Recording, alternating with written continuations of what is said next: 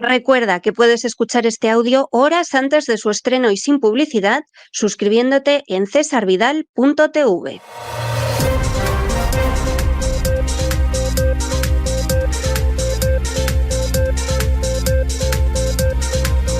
Las noticias del día.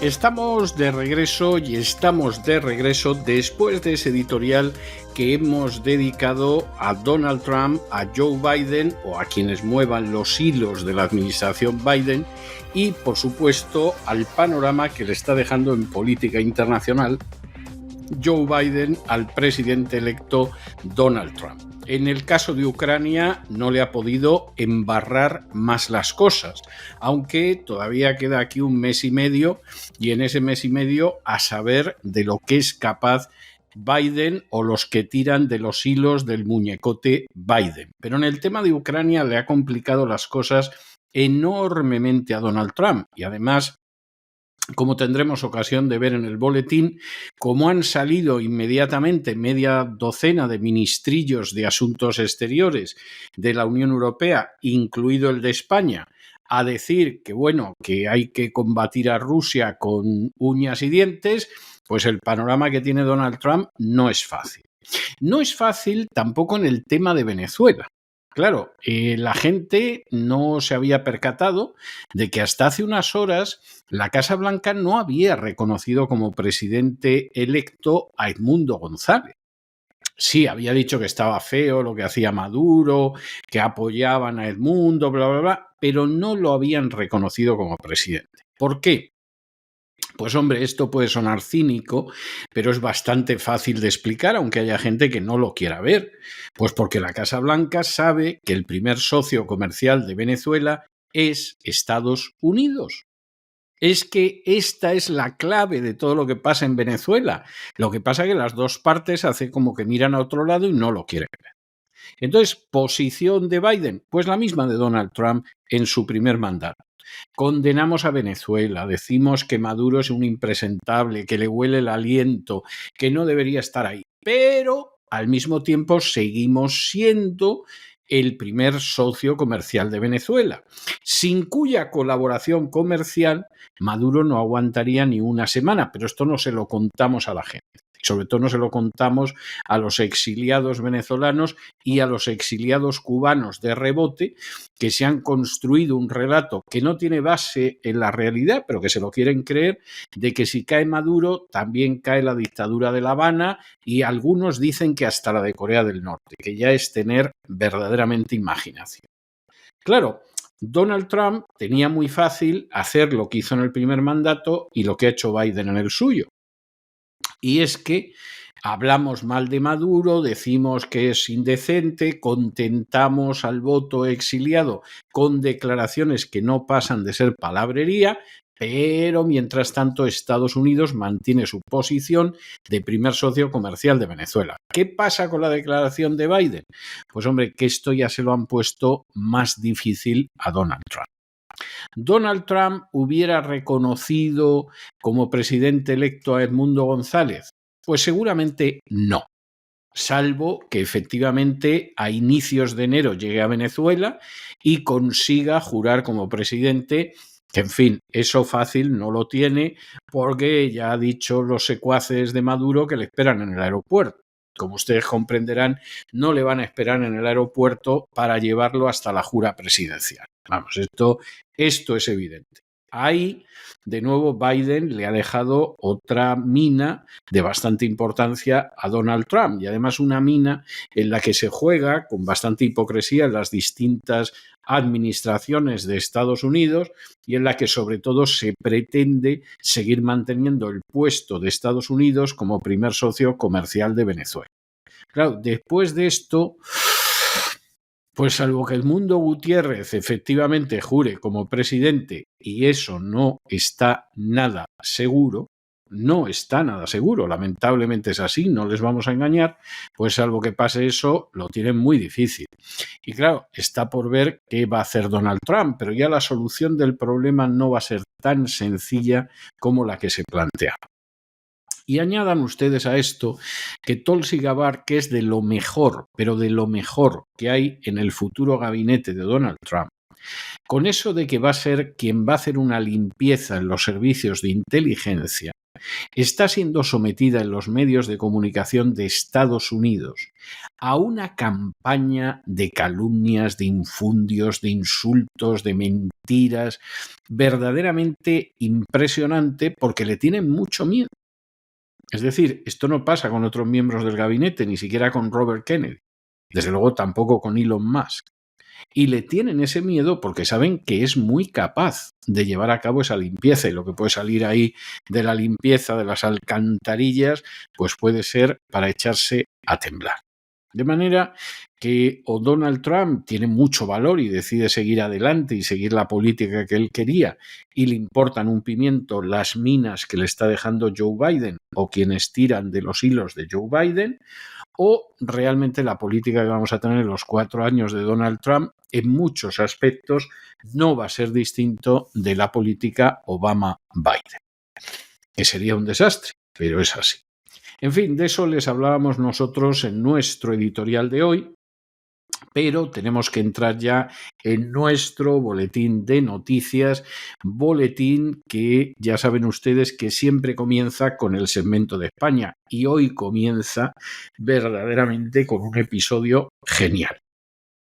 Ustedes saben, se lo venimos contando hace meses, que uno de los personajes clave en la trama de corrupción que gira en torno al gobierno socialcomunista de Pedro Sánchez es Víctor Aldama. Víctor Aldama, pues era una especie de corre, ve y dile del ministro que se ocupaba de esta historia, de Ábalos, que saben ustedes que persigue y acosa a Cristina Seguí de una manera incansable, pero la cuestión era que Víctor Aldama además conocía la conexión de Pedro Sánchez con todo este tipo de historias. Como Aldama tenía que declarar, es más, Aldama solicitó declarar ante el juez, claro, aquí la historia que había es, bueno, Aldama va a contar lo que hay, va a contar el relato que le interesa a Pedro Sánchez, a ver si consigue salir de la prisión provisional, donde dice que le han amenazado de muerte ya, y donde podría parecer suicidado, como gente más ilustre que él, o Aldama aquí lo que va a servir es un relato que es el que le vendría bien a Pedro Sánchez. Bueno, pues Aldama ha declarado ante el juez y sinceramente ha cantado la Traviata.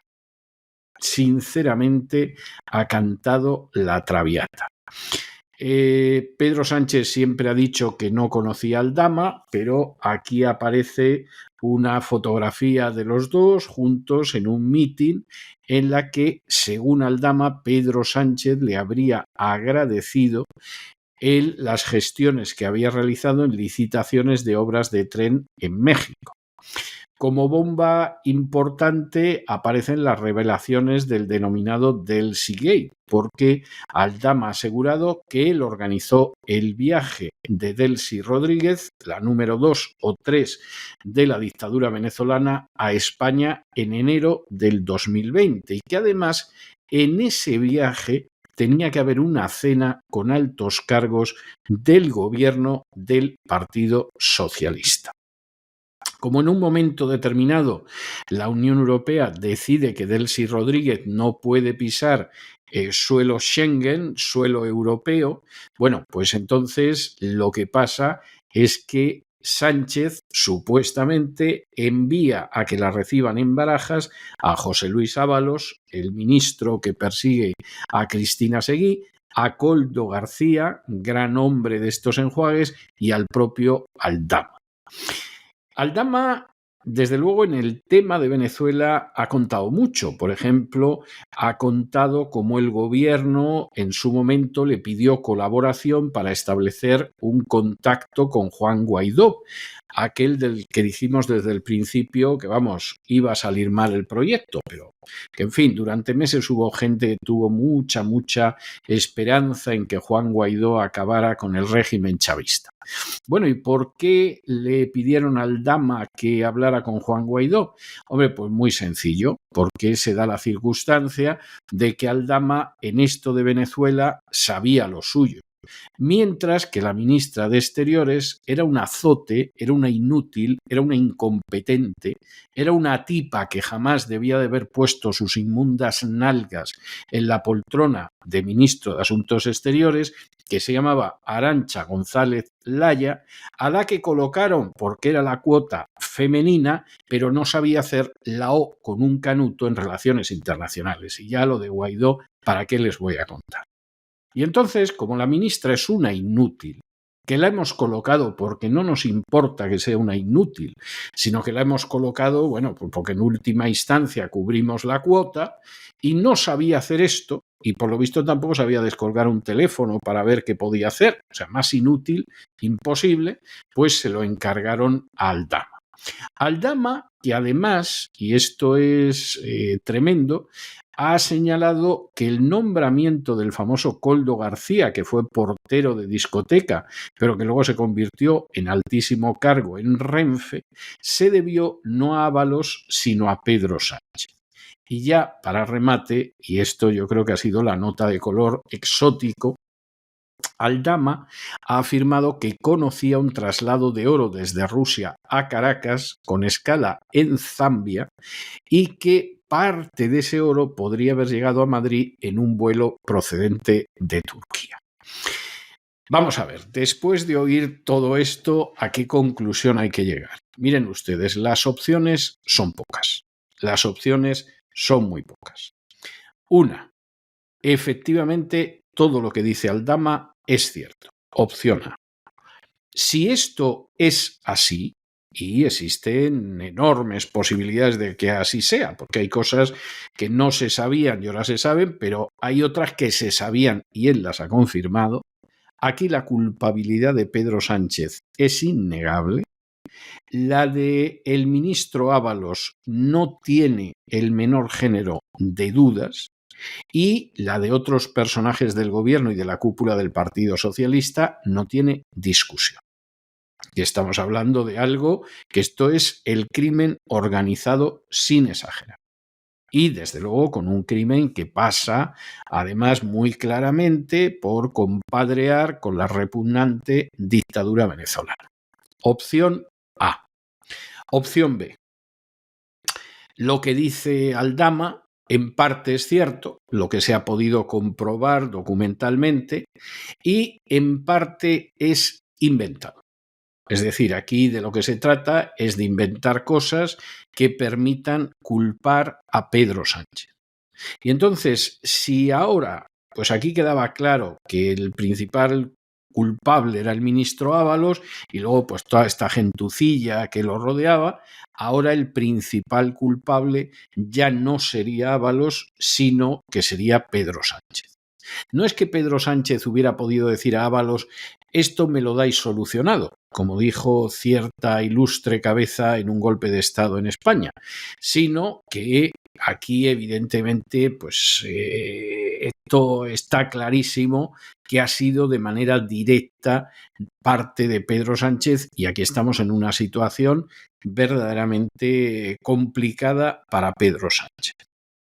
Posibilidad B, hay parte que es cierta y parte que no. Si efectivamente esto resulta que no es cierta la parte de implicación de Pedro Sánchez, hay que preguntarse por qué lo hace Aldama. Es decir, ¿por qué mentiría? Si efectivamente la opción A es que todo es cierto y se acabó, y aquí Pedro Sánchez, vamos, es más culpable que Barrabás la noche del Viernes Santo. Si hay una parte que es verdad y otra parte que es mentira, y por ejemplo la parte de Pedro Sánchez que no se ha podido de alguna manera derivar por otra documentación, otros testimonios, es falsa, aquí hay solo dos posibilidades. O bien Aldama está decidiendo vengarse y acusar a Pedro Sánchez de que le ha dejado tirado en la estacada y entonces aquí te salpico yo a ti también para que no te puedas librar.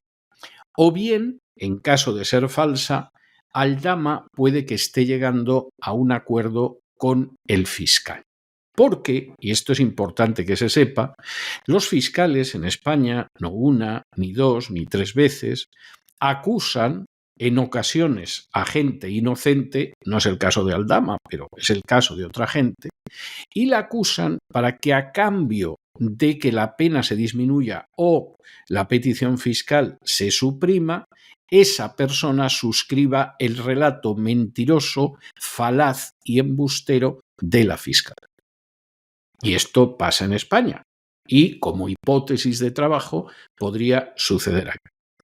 De manera que, por resumir todas las opciones, que Ábalos está hasta el cuello y Koldo y otra gente del Partido Socialista, eso no tiene discusión alguna. Que Pedro Sánchez es el principal culpable por encima de Ábalos es una posibilidad ahora mismo muy difícil de negar. Y la única posibilidad que habría de desmentir esa culpabilidad de Pedro Sánchez sobre esta gente, pues es que el fiscal, a pesar de que la fiscalía la controla Pedro Sánchez, haya decidido que Pedro Sánchez no se le escapa y le haya ofrecido un acuerdo a Aldama para ahorcar a Pedro Sánchez. No hay más opciones. Si ustedes lo reflexionan, verán que no hay más opciones. En todas ellas, Ábalos es culpable y un grupete del Partido Socialista no pequeño. En todas. Eso parece que no tiene más discusión. Pero aquí la siguiente cuestión es si efectivamente Pedro Sánchez es el jefe de toda esa situación, el que directamente ha ordenado incurrir en conductas que son presuntamente delictivas, o si ahí Aldama está mintiendo porque el fiscal resulta que no es de la cuerda del gobierno y ha dicho: en esta no se me escapa Pedro Sánchez y voy a hacer lo mismo que otros delincuentes que son fiscales en España, que es presionar a una persona para que dé falso testimonio a cambio de un mejor tratamiento. Y en eso estamos. No crean ustedes que hay más cuestiones, pero desde luego que todo esto tiene una gravedad inmensa, no se le escapa a nadie. Y que en cualquier país medianamente civilizado, aquí lo que habría es una dimisión del gobierno en bloque. Eso, por supuesto, por mucho menos han dimitido infinidad de gobiernos a lo largo de la historia. Pero es que en España no hay un gobierno normal. Y España camina a pasos agigantados hacia lo que es un Estado fallido y, por lo tanto, no esperen ustedes eso. Ahora, que la cosa es grave, bueno, es grave, grave y regrave. Analizamos estas y otras noticias que les afectan con la ayuda absolutamente indispensable de María Durán. María, muy buenas noches. Hola César, hola a todos. Bueno, hay un solo nombre propio hoy en España, hay un solo protagonista que no es otro que Víctor de Aldama, el principal imputado en el caso Koldo, dijo que quería hablar ante el juez y vaya si lo ha hecho. Para quienes esperaban una declaración tibia, con cuentagotas que asustara un poco al PSOE, pero no demasiado, bueno, esto no ha sido así. Supongo que a estas horas ya lo saben todos ustedes. El comisionista de ese caso Koldo señaló ante el juez instructor a Pedro Sánchez como el impulsor de la conocida fotografía de ambos en un mitin en el Teatro de la Latina, tomada durante un acto del Partido Socialista. También le ha contado de Aldama al magistrado que ese encuentro fue a petición de Sánchez, como muestra de agradecimiento por sus gestiones en México para empresas de ferrocarriles españolas. Aldama afirma también que intervino en licitaciones públicas para obras de tren en ese país, a petición, dice, de Koldo García, asesor ministerial, y aseguraba que Sánchez le dijo: sé perfectamente lo que estás haciendo y te doy las gracias por lo que estás haciendo por el gobierno de España. Esa ha sido la parte más importante de esa declaración, insistimos, realizada de forma voluntaria y en calidad de investigado, que fue solicitada por su defensa a inicios de semana. La defensa enviaba un escrito para prestar declaración de conformidad. Aldama ha sido trasladado desde prisión a la Audiencia Nacional en un furgón policial a las 9 de la mañana, mientras los abogados de las partes implicadas llegaban al edificio un poquito después. La declaración se ha llevado a cabo en la sala de vistas con la presencia del juez, del propio Aldama, su defensa y el fiscal, mientras que el resto de acusaciones y defensas han seguido el acto de forma remota desde otra sala. El empresario, recordemos, está en prisión provisional desde el 10 de octubre tras ser detenido en una operación vinculada a un supuesto fraude en el sector de los hidrocarburos, ese caso que está investigado por la Audiencia Nacional. Su comparecencia coincidía con el avance de la causa, incluido el reciente anuncio del Tribunal Supremo de abrir una investigación contra el exministro de Transportes José Luis Ábalos, para el que también ha tenido mucho Aldama. Ahora vamos a ello. Además, el lunes se revelaba en los medios de comunicación un mensaje de WhatsApp en el que Aldama advertía a Ábalos de que si seguía mencionándolo en los medios de comunicación, él iba a hacer lo mismo con él. La defensa, por eso, solicitaba esta declaración basándose en el artículo 400 de la Ley de Enjuiciamiento Criminal, la famosa LECRIM, que permite a los investigados declarar cuantas veces quieran. En su escrito, el abogado de Aldama indicaba que éste iba a responder solo a las preguntas del juez, del fiscal y su defensa, pero no las del resto de partes. De ahí que hayan tenido que seguir la comparecencia desde otra sala. Esto llevó al juez a situar en ese lugar a las demás partes. El escrito también destacaba la situación de prisión provisional de Aldama y la necesidad de garantizar su derecho a la defensa, pidiendo que la declaración se realizara de forma inmediata, cosa que el juez ha tenido en cuenta. Bueno, ahí en esa primera parte de su comparecencia ya ha dejado Aldama de mentiroso a Pedro Sánchez, porque el presidente negó primero conocerle de nada y después, tras hacerse públicas las fotos de ambos en ese mitin, haberlo invitado. Aldama lo contradice, pero es que además también ha hablado el empresario del famoso Delcy Gate. Pedro Sánchez, según él, habría sido personalmente el que planeó cenar con Delcy Rodríguez, vicepresidenta de Venezuela del régimen de Nicolás Maduro, y planeó hacerlo además junto a varios ministros de su gobierno, presuntamente incluyendo a Fernando Grande Marlaska, Teresa Rivera, Salvador Illa, entonces ministro de Sanidad, María Jesús Montero y José Luis Ábalos. También querían que estuviese en esa cena Dolores Delgado, que en ese momento ya había sido nombrada fiscal general del Estado tras dejar el cargo de ministra de Justicia. Esto es lo que asegura Aldama, que ha confesado que él organizó ese viaje de la número 2 de Maduro a España en la semana del 20 de enero de 2020, coincidiendo con la Feria de Turismo Fitur, y que la cena estaba programada con altos cargos del Ejecutivo del PSOE. Dice que aunque se planificaron varias reuniones, la agenda se tuvo que modificar al conocerse que Delcy Rodríguez tenía sanciones internacionales por las que no podía pisar suelo europeo. Finalmente fue recibida, ya lo saben, en el aeropuerto de Barajas por José Luis Ábalos, Koldo García y, como recientemente supimos, el propio Aldama. Dice también que el gobierno de Sánchez le solicitó ayuda para tratar con el opositor venezolano Juan Guaidó. Según Aldama, la entonces ministra de Exteriores de Pedro Sánchez, Arantxa González Laya, no tenía claro cómo gestionar esta situación. En ese momento Guaidó estaba siendo reconocido de forma parcial como presidente encargado de Venezuela por muchos países europeos, mientras que Nicolás Maduro pretendía evitar que España hiciera este reconocimiento. Aldama estaba al tanto de un traslado de oro, dice, de Rusia a Caracas con parada en Zambia. Se especula que de Caracas una parte en lingotes o en efectivo llegó a Madrid en otro vuelo turco. Sí ha aclarado Aldama que no en el mismo avión que Delcy, porque dice que entonces sí hubiera caído. Y un dato curioso, dice también Aldama que no fue Ábalos el que nombró asesor en Renfe a Koldo García, exportero de discoteca, sino que fue el propio Sánchez el que le impuso esta decisión al que fuera su ministro de Transportes. Fue Pedro Sánchez presuntamente el que colocó como mano derecha de Ábalos a Koldo. Después les habría entregado a ambos diversos sobres con efectivo, en total 250.000 euros a Koldo y 400.000 a Ábalos, en teoría para pagar mascarillas de la trama de soluciones de gestión. También ha declarado que Santos Cerdán, el actual número 3 del PSOE, recibió supuestamente 15.000 euros en comisiones ilegales, dice, en un bar. Asimismo, cree estar seguro Aldama de que el ministro de Política Territorial y Memoria Democrática, Ángel Víctor Torres, solicitó una comisión de 50.000 euros mientras ocupaba el cargo de presidente de Canarias. Eso sí, parece ser que este pago, en cambio, no se realizó, ya que Aldama, cuando se lo solicitaron, habría dicho que él no era el Banco de España. Después le ha tocado el turno a Begoña Gómez. Aldama declara también que la esposa del presidente del gobierno mantuvo al menos una reunión con Teresa Rivera y con él en Moncloa para abordar el tema de la España vaciada. Según Aldama, Rivera, también candidata, como saben, a un alto cargo en la Comisión Europea, pero que no para de salir señalada en asuntos muy feos, fue la responsable última de conceder la licencia de Villafuel. Villafuel es esa empresa de hidrocarburos que está implicada en un presunto fraude de más de 180 millones de euros, actualmente investigado por la Guardia Civil y la Audiencia Nacional, y es el caso por el que Aldama está ya en la cárcel. Aldama no ingresó en prisión por el caso Koldo, sino por este caso Villafuel. Villafuel, como decimos, está en el centro de una operación que, según los investigadores, habría utilizado licencias irregulares para cometer fraude fiscal y desviar millones de euros.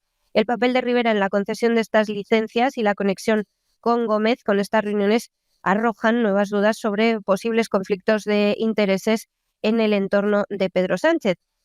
El juez instructor de la Audiencia Nacional parece que ahora está analizando las pruebas y declaraciones aportadas por Aldama y su defensa para determinar el alcance de la implicación de las figuras políticas mencionadas, en un caso que puede tener muchas repercusiones en el panorama político español. Esa revelación del encuentro entre Begoña Gómez y Teresa Rivera añade también presión al Ejecutivo, que ya enfrenta varias polémicas relacionadas con casos de corrupción y gestión irregular en sectores estratégicos como el de los hidrocarburos, además de posibles delitos de corrupción de Begoña Gómez. Bueno, y continuamos en España, donde al final ha pasado lo que todo el mundo esperaba que iba a pasar, por lo menos quien se dirige a ustedes efectivamente lo esperaba, y es que al final Podemos ha decidido respaldar las nuevas medidas de robo, expolio y latrocinio, llámenlo reforma fiscal, si les gusta más, impulsadas por el gobierno de Sánchez, y por lo tanto van a salir adelante.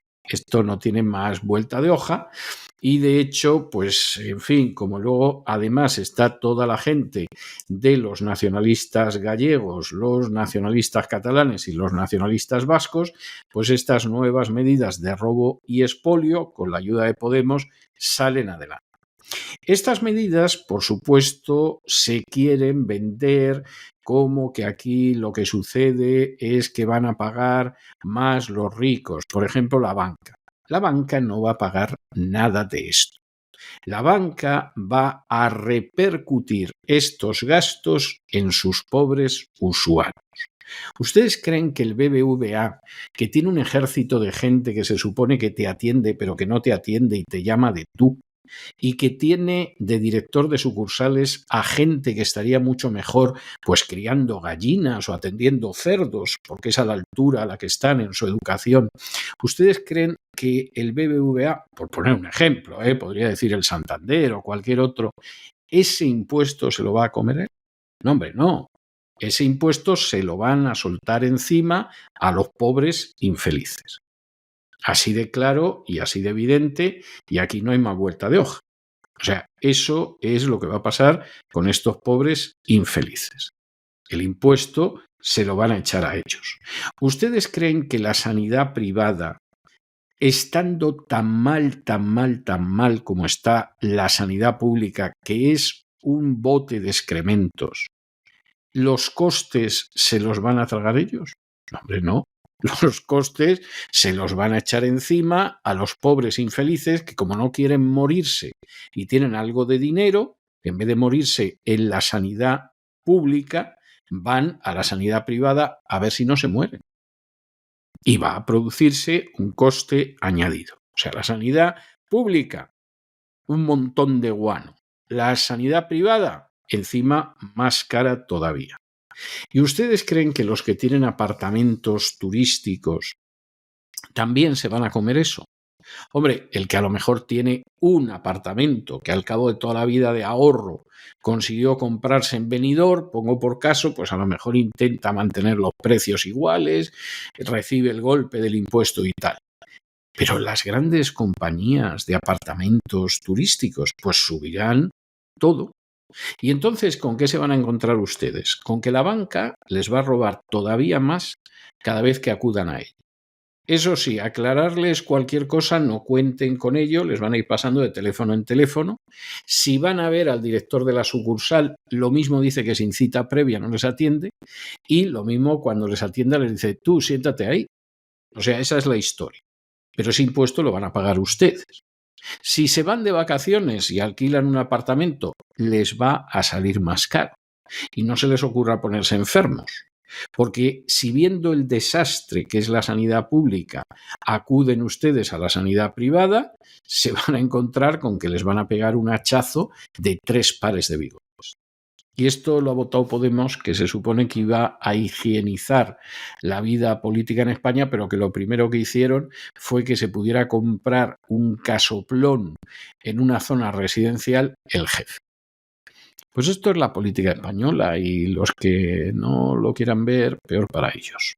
Bueno, y aunque cualquier cosa ya que tenga que ver con la vida política española hoy nos va a saber a poco, César, os cuento también que Podemos ha cedido finalmente a las exigencias del PSOE y Sumar y ha anunciado este jueves in extremis su apoyo a la reforma fiscal, así la llama Hacienda, el resto la llamamos subida de impuestos, impulsada por el gobierno de Pedro Sánchez, que incluye un aumento del impuesto a la banca, así como nuevos impuestos para sectores como los apartamentos turísticos y la sanidad privada.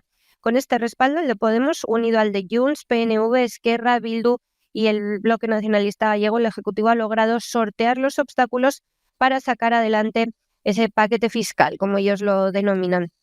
A través de un comunicado en Telegram ha sido la propia formación morada, liderada por Ione Belarra, quien ha explicado que el acuerdo incluye el compromiso del PSOE de impulsar una proposición de ley que introduzca un impuesto específico a las empresas energéticas, pero de momento no se concreta el impuestazo. Va a haber una comisión negociadora con la participación de todos los partidos implicados en los próximos días y ya ahí ven si dan la razón a Podemos o no. El paquete fiscal en cuestión partía inicialmente de la implementación de un impuesto mínimo global del 15% para las multinacionales, pero lo han ampliado los miembros del Gobierno con otras medidas tributarias, entre ellas la subida del impuesto a la banca hasta un 7% para aquellas entidades cuyo margen de intereses y comisiones supere los 5.000 millones de euros, tras un acuerdo con todos los partidos del bloque de investidura de ese Frente Popular.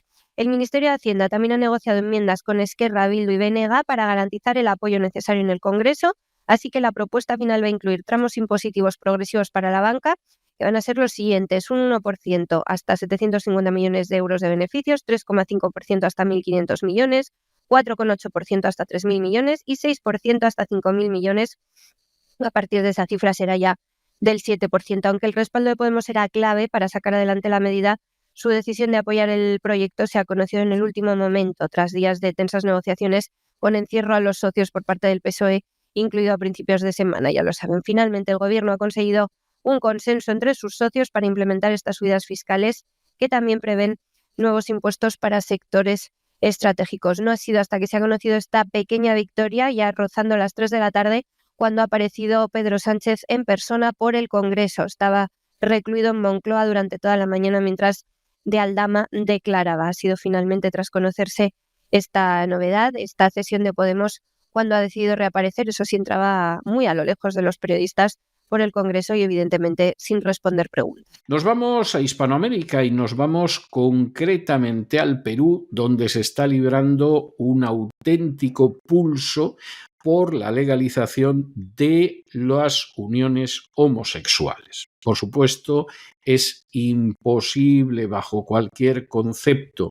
que en un momento determinado se pueda aprobar el matrimonio homosexual ahora mismo en el Perú, porque de hecho ya en su momento esto es algo que quedó bastante claro cuando el Tribunal Constitucional estableció, por ejemplo, que las uniones de hecho solo son posibles entre un hombre y una mujer, y para que sea entre un hombre y un hombre o una mujer y una mujer habría que ir a una reforma constitucional, pero como la gente que dentro del negociado de la agenda globalista se ocupa de la subsecretaría del movimiento gay, esto les importa un pimiento, pues quebrantan la Constitución, quebrantan las resoluciones del Tribunal Constitucional y quebrantan lo que haya que quebrantar. Y en estos momentos hay una batalla a cara de perro en la Comisión de Justicia del Congreso del Perú entre los que pretenden que se respete la ley, como es el caso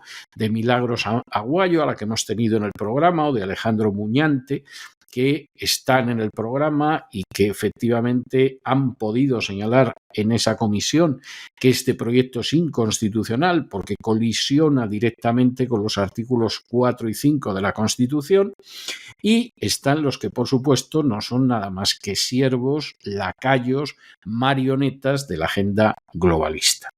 Como se da la circunstancia de que en Perú la ideología de género es vista con horror, O sea, no voy a decir, salvo 4 lesbianas y 4 homosexuales y 4 vendidos a la agenda globalista, la gente en Perú, la ideología de género no es que la ve mal, es que la considera algo extremadamente dañino e incluso te preguntan, pero bueno, esta gente que promueve esta ley no tienen hijos.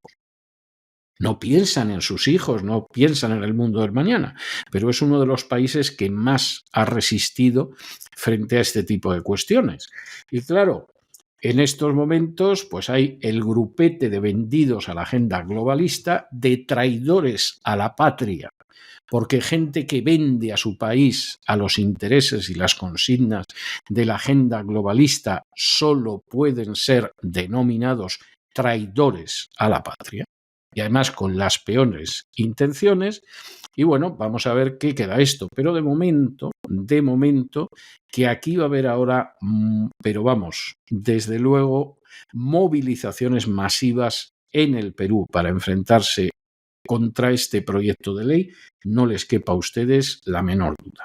Todo esto, además, con un telón de fondo que es tremendo, y es que el hermano de la presidenta Dina Boluarte, que es otra marioneta de la agenda globalista, ha sido condenado a 36 meses de prisión preventiva de momento por intentar dirigir una red criminal para perpetuarse en el poder. En fin, a todo eso Dina Boluarte, que está ahora mismo en mínimos históricos, por eso hay que impulsar un proyecto de matrimonio homosexual para pedir ayuda a los criminales que pilotan la agenda globalista. A ver si creen ustedes que es casual que Zelensky, después de que le digan que puede utilizar misiles de largo alcance, a las pocas horas anuncie que apoya el matrimonio homosexual.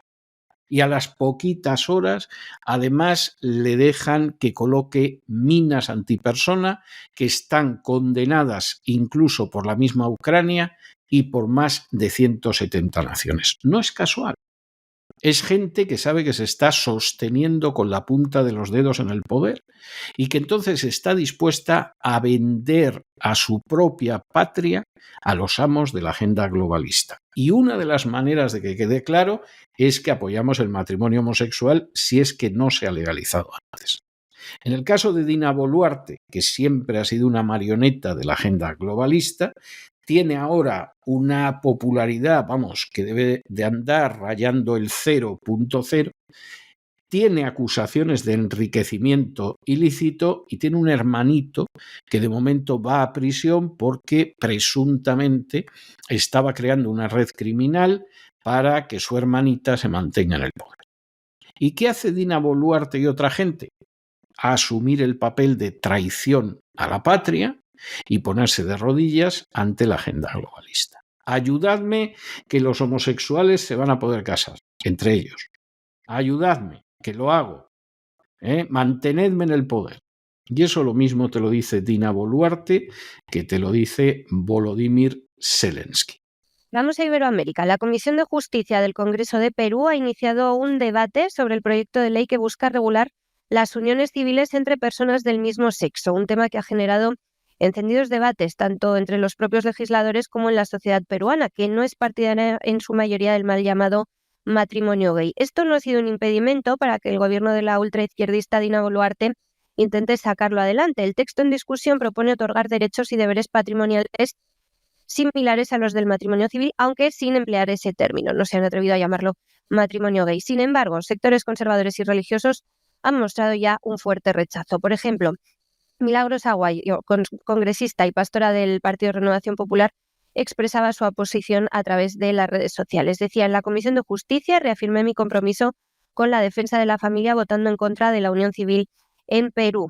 Esta propuesta inconstitucional contraviene los artículos 4 y 5 de la Constitución y genera conflictos al equiparar derechos y deberes propios del matrimonio regulados por el Código Civil. Además, decía esta congresista que de aprobarse, esta ley debilitaría la institución del matrimonio y afectaría gravemente a nuestra sociedad. Por su parte, el congresista Alejandro Muñante, también de Renovación Popular, conservadores, recordemos, respaldaba las afirmaciones de su compañera de filas. Insistía: el artículo 4 y 5 de nuestra Constitución señala claramente que el matrimonio es la unión entre un hombre y una mujer.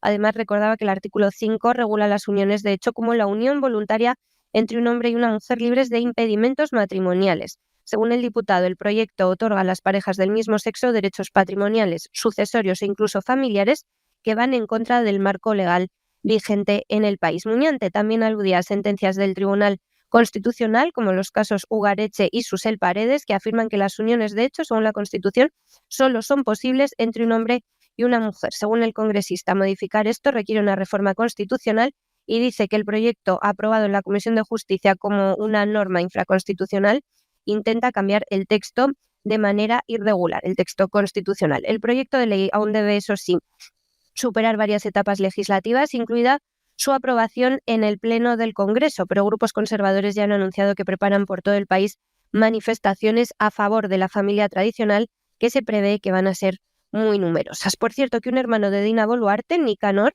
ha sido condenado a 36 meses de prisión preventiva por presuntamente liderar una red criminal destinada a perpetuarse en el poder y mantener el control del aparato estatal. La decisión ha sido tomada por el juez Richard Concepción Caroancho en el marco del caso conocido como los Waikis, amigos, quiero decir esta palabra, en la sombra, los Waikis en la sombra.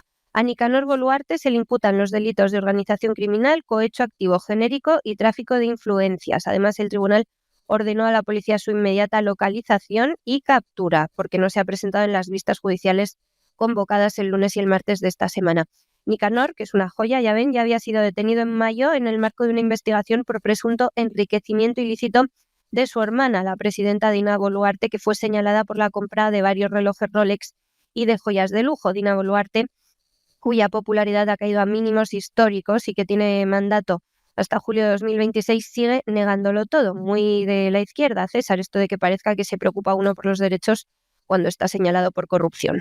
Y de Perú y de esta batalla importantísima de la que los medios de comunicación están dando muy poca cuenta, pero que es muy decisiva porque implica o que Perú consigue mantenerse a salvo de esa nefasta y criminal ideología de género o acaba cayendo, como han caído otros países, como es, por ejemplo, el caso de la Argentina y buena parte de México.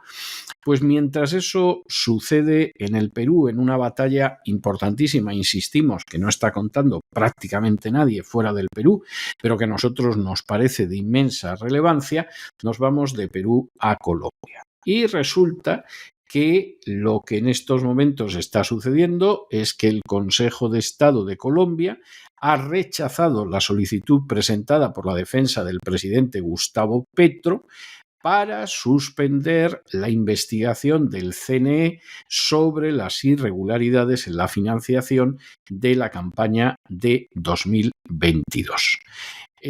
Aquí parece que la cosa, en fin, va a seguir adelante. El Consejo de Estado dice que no hay riesgo de que se produzca un daño irreparable y, mientras tanto, pues el CNE sigue investigando las donaciones que se han recibido, donaciones que en algún caso podrían superar holgadamente el 1.000.000 de euros.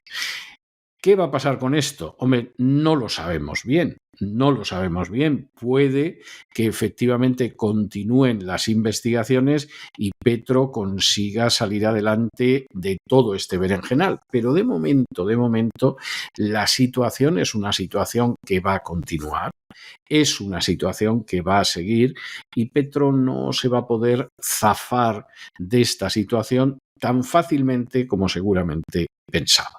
De presunta corrupta a presunto corrupto cruzando la frontera, el Consejo de Estado de Colombia ha rechazado este miércoles la solicitud de medida cautelar presentada por la defensa del presidente y exguerrillero Gustavo Petro, que buscaba suspender de manera inmediata la investigación que el Consejo Nacional Electoral, el CNE, está llevando a cabo contra él por presuntas irregularidades en la financiación de su campaña electoral del año 2022, en concreto por no declarar muchas de las donaciones que recibió, entre ellas, por ejemplo, la de la Federación Colombiana de Educadores, un sindicato de profesores, que inyectó a Petro 500 millones de pesos colombianos, unos 108.000 euros, que no se sabe dónde fueron a parar. El tribunal fundamenta su decisión en que no existe un riesgo inminente de que el proceso judicial pueda causar un daño irreparable al acusado, a Petro. El Consejo de Estado también afirma que la medida cautelar no puede emplearse para resolver de forma anticipada el fondo del conflicto y en este caso no se ha demostrado que el tiempo necesario para decidir la tutela conlleve un perjuicio irreparable para el presidente. Esta resolución llega después de que el abogado de Petro, Héctor Carvajal, solicitara a principios de noviembre una medida cautelar para anular una resolución previa del Consejo de Estado que autorizaba al CNE a investigar tanto al mandatario como a la coalición Pacto Histórico, la plataforma política con la que fue elegido. El CNE investiga a Petro, al gerente de su campaña, Ricardo Roa, a la tesorera, Lucy Mogollón, y a los auditores María Soto y Juan Carlos Lemus. También están bajo escrutinio los partidos políticos Colombia Humana, liderado por el presidente, y Unión Patriótica. Según la Sala, la campaña excedió los límites de financiación legales en más de 5.300 millones de pesos, que viene a ser así como 1,14 millones de euros, y ha aceptado donaciones de personas jurídicas, algo que está expresamente prohibido por la legislación electoral colombiana. Se le complica un poquito la situación a Petro. Bueno, y nos vamos a internacional y nos vamos con una noticia verdaderamente pavorosa, y es que los ministros de Asuntos Exteriores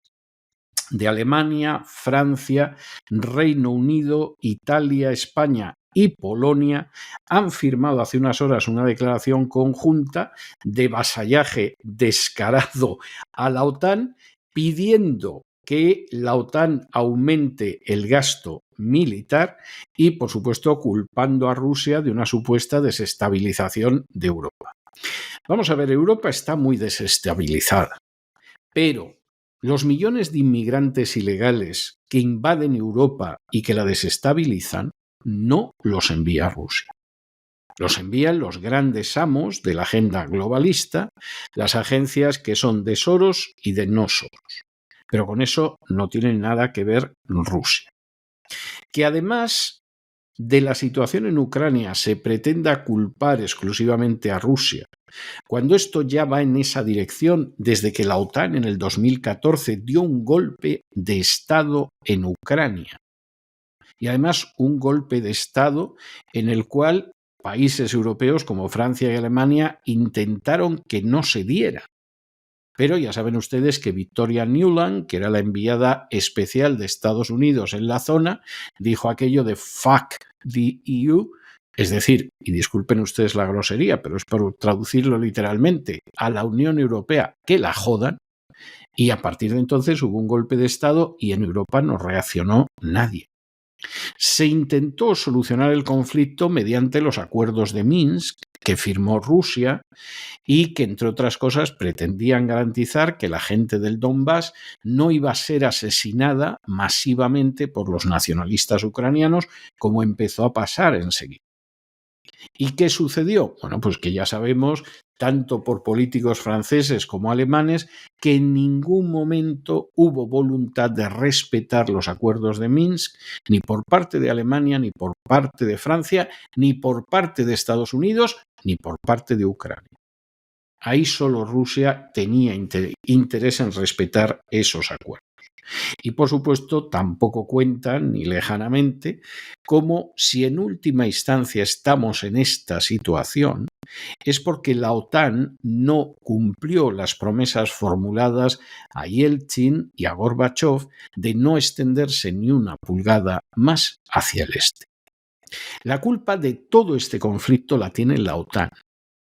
El hecho de provocar a Rusia para intervenir en Ucrania está totalmente relacionado con la OTAN y con la política que hemos contado tantas veces del presidente Biden de seguir los consejos de la Fundación RAND de provocar una guerra en Europa para que Alemania no recibiera el gas ruso, entrara en recesión, la siguieran el resto de países de la Unión Europea y, por supuesto, los capitales, las corporaciones y los cerebros abandonaran Europa y se fueran a Estados Unidos. Esta es la realidad. O sea, aquí no hay más vuelta de hoja al respecto. Es algo que está más claro que el agua. Pero en vez de defender sus intereses nacionales, en vez de pensar lo que va a pasar con millones de sus conciudadanos, aquí, como si fueran los ministrillos de los gobiernillos que los nazis crearon en la Europa ocupada, como si fueran el Quisling de turno, pero el alemán, el español, el italiano, el polaco, etc., todos llegan y firman esta declaración conjunta cuando Biden ha tomado medidas en relación con Ucrania que los colocan al borde de una guerra nuclear.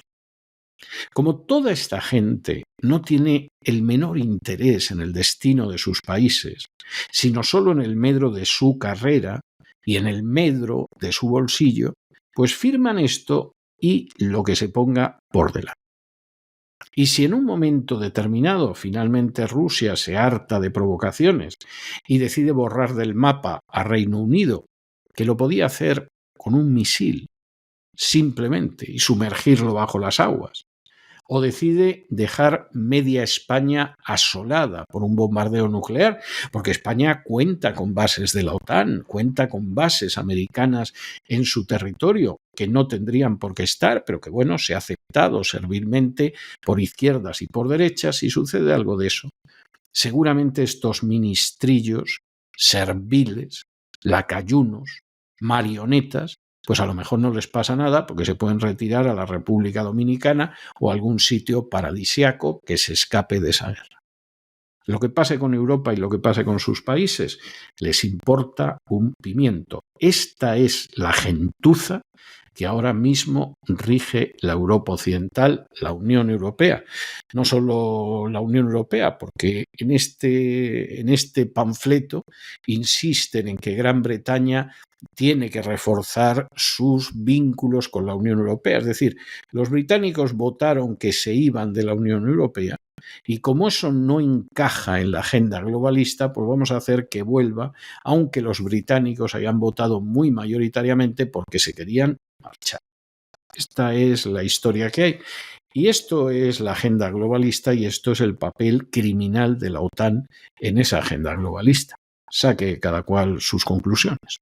Y los ministros de Asuntos Exteriores de España, Alemania, Francia, Italia, Polonia y el Reino Unido han emitido y firmado un comunicado contra Rusia, afirmando, entre otras cosas, que está atacando sistemáticamente la arquitectura de seguridad europea y que para hacer frente a este reto sin precedentes tenemos la firme determinación de permanecer unidos a nuestros socios europeos y transatlánticos para pensar y actuar a lo grande en materia de seguridad europea. Este documento, con fecha del 19 de noviembre, presenta una narrativa que, aunque ambiciosa en términos de unidad europea, obvia por completo los retos actuales de seguridad global. Llama la atención especialmente el párrafo que hace referencia a reforzar la OTAN y el gasto militar y, sin embargo, se echan de menos propuestas concretas para fomentar la paz, propuestas y no concretas y no concretas porque no hay ninguna, para fomentar la paz y abordar las consecuencias humanitarias del conflicto en Ucrania. El comunicado también perpetúa una visión parcial porque culpa exclusivamente a Rusia de la desestabilización en Europa y sin reconocer para nada el papel de la OTAN y los países occidentales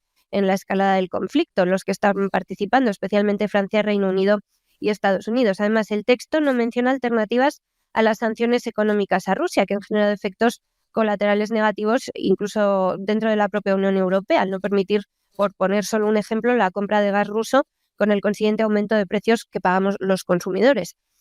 Se habla también de hacer un préstamo del G7 a Ucrania de 50.000 millones de euros, cosa que en estos momentos no presenta ninguna garantía por la situación interna del país. Y además, sobre la paz justa que mencionan los ministros, tampoco se aporta ningún detalle. No sabemos cómo se pretende lograr sin una mediación activa que implique a todas las partes, como la que proponen, por ejemplo, Víctor Orbán o Donald Trump. Finalmente, el comunicado se enfoca en afianzar la relación con Estados Unidos, a pesar de que el presidente Joe Biden, por mediación de Francia y Reino Unido, está enviando a Ucrania misiles de largo alcance y minas antipersona, sin pasar por el Congreso, además.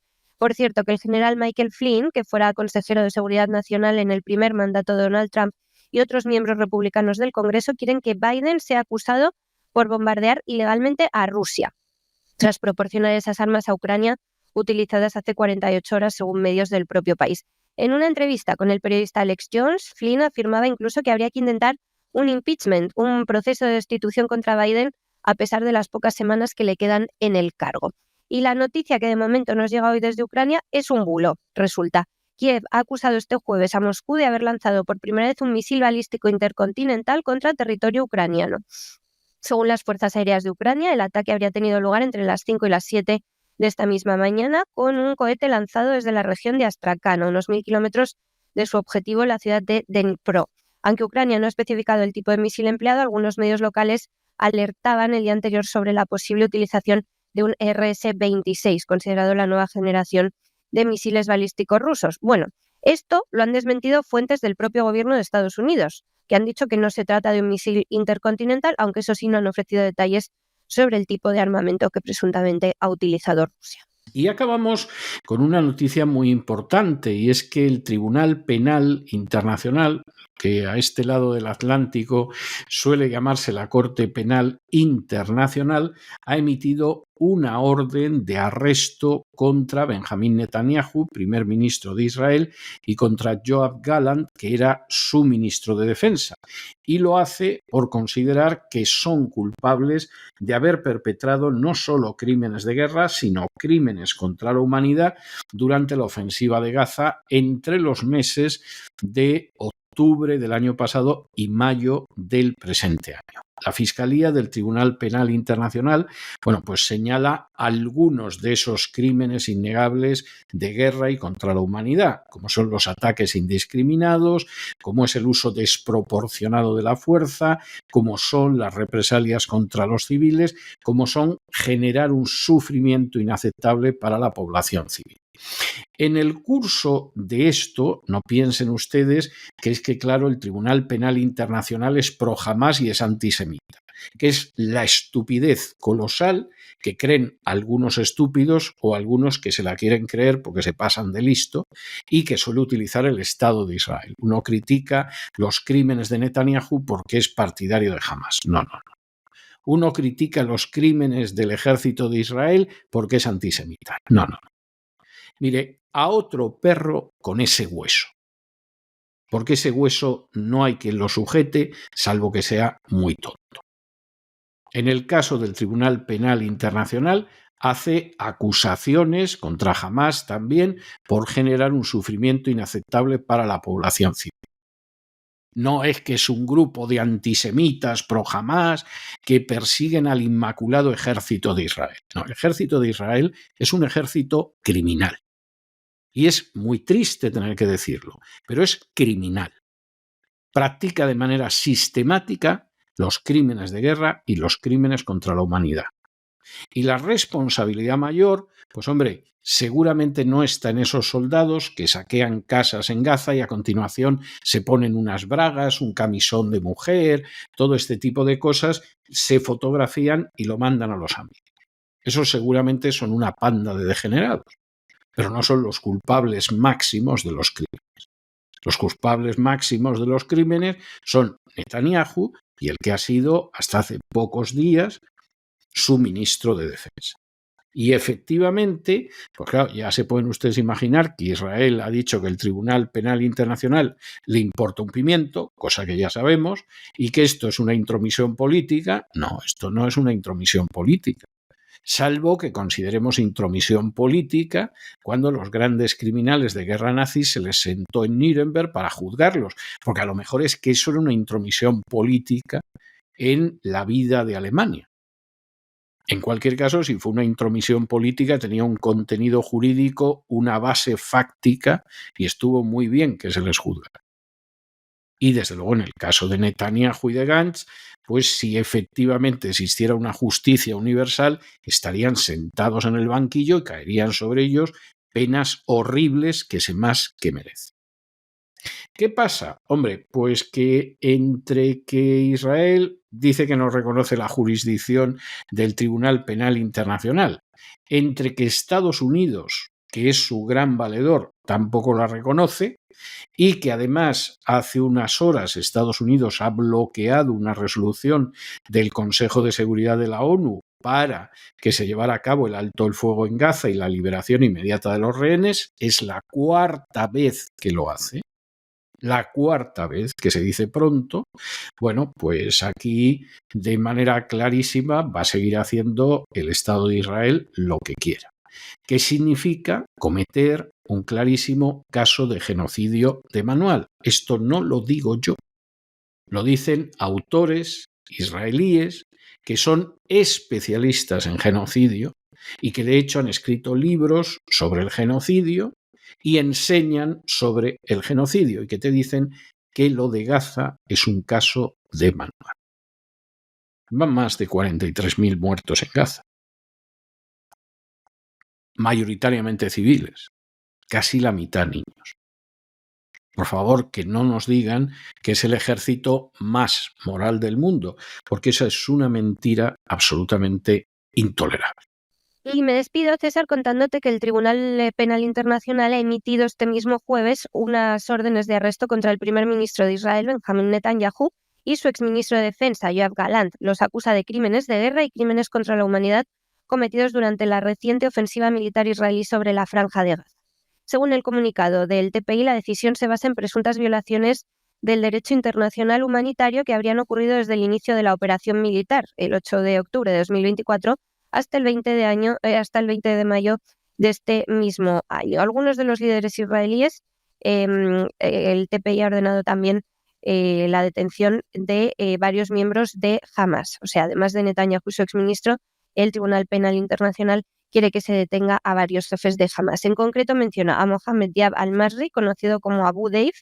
A este último lo señala por su implicación en ataques indiscriminados contra la población civil israelí durante el mismo periodo, y las órdenes de arresto llegan meses después de que otros altos mandos de Hamas, como Yahya Sinner e Ismael Haniyeh, fallecieran en operaciones militares llevadas a cabo por Israel, porque también estaban señalados por el TPI. La Fiscalía de este órgano ha presentado estas solicitudes en mayo, las presentaba hace unos meses, argumentando que tanto las acciones militares israelíes como los ataques de Hamas son lo que han generado un sufrimiento inaceptable para civiles de ambas partes del conflicto. Los crímenes investigados incluyen ataques indiscriminados, uso desproporcionado de la fuerza y represalias contra civiles. Dice el comunicado de la fiscal jefe del TPI, Karim Khan, que la justicia internacional debe prevalecer para garantizar la rendición de cuentas. Esta decisión del Tribunal Penal Internacional supone un desafío diplomático importante de gran magnitud, porque Israel no reconoce la jurisdicción del tribunal y ha rechazado repetidamente cooperar con investigaciones internacionales. Las califica sistemáticamente de sesgadas. En su respuesta preliminar, el gobierno de Netanyahu ha condenado estas órdenes de arresto, dice que son una intromisión política y ha reiterado que sus acciones en Gaza se enmarcan únicamente en el derecho a la legítima defensa frente a los ataques de Hamas. La confirmación de las órdenes de arresto se va a enfrentar a serios obstáculos, ya que tanto Israel como algunos de sus aliados internacionales, incluidos Estados Unidos, han criticado con dureza la actuación del tribunal en casos relacionados con el conflicto palestino-israelí. Y es que justamente este miércoles Estados Unidos volvió a utilizar su derecho a veto en el Consejo de Seguridad de la ONU para impedir una resolución que pedía un alto el fuego inmediato, incondicional y permanente en la guerra de Israel en Gaza, un conflicto que ya deja más de 43.000 muertos. Se dice pronto. La propuesta presentada este miércoles por los 10 miembros no permanentes del Consejo es un inusual acto de consenso y exigía también la liberación inmediata e incondicional de todos los rehenes israelíes. El texto ha obtenido el respaldo de 14 de los 15 miembros del Consejo, con Estados Unidos como único voto en contra. La administración estadounidense justifica su decisión diciendo que la resolución no vincula de manera suficiente el alto el fuego con la liberación de los rehenes, calificándola así como incompleta para abordar las necesidades de seguridad en la región. No es cierto, el documento lo menciona expresamente. Esta es la cuarta vez que Estados Unidos bloquea una resolución similar en el marco de la actual crisis en Gaza. En febrero de este año vetó otra propuesta, que en este caso lideraba Argelia, y que habían respaldado los países árabes, que pedía un alto el fuego inmediato y defendía el derecho de los palestinos a la vida. En esa ocasión la resolución obtuvo 13 votos a favor, una abstención del Reino Unido y de nuevo el veto de los Estados Unidos. El uso reiterado del veto por parte de Washington ha generado críticas, se pueden imaginar, en diversos sectores internacionales. Rusia o China ya acusan al país de obstaculizar los esfuerzos para poner fin a la violencia y, por su parte, organizaciones de derechos humanos han condenado la inacción del Consejo, a la vez que alertan sobre las catastróficas consecuencias humanitarias que está teniendo el conflicto. Y es que, César, mientras debaten en organismos internacionales, la situación en Gaza sigue deteriorándose, con miles de civiles que están atrapados en una creciente crisis humanitaria que, además, una semana más no tiene ningún viso de resolverse.